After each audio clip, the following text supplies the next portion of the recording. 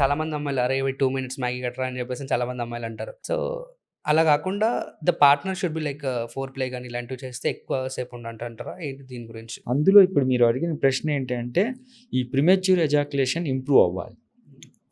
So దీనికి ఏంటి అంటే టిప్స్ యూజువలీ మీరు ప్రిమెచ్యూర్ ఎజాక్యులేషన్ ఇంప్రూవ్ అవ్వాలంటే టిప్స్ అడుగుతూ ఉంటారు. యెస్. యెస్.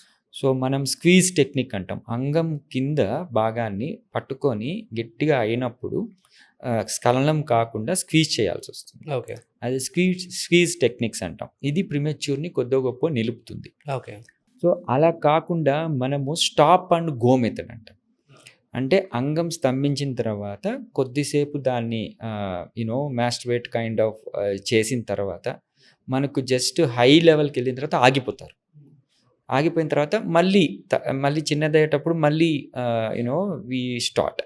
సో దీన్ని స్టాప్ అండ్ గో మెథడ్. దీంట్లో ఏంటంటే మనకు కొద్దో గొప్ప హోల్డింగ్ కెపాసిటీ అనేది ఇంప్రూవ్ అవుతుంది. ఇవి కాకుండా కీగిల్స్ ఎక్సర్సైజ్ అని ఉంటాయి. అంటే pelvis muscles pelvis muscles Kegels exercise.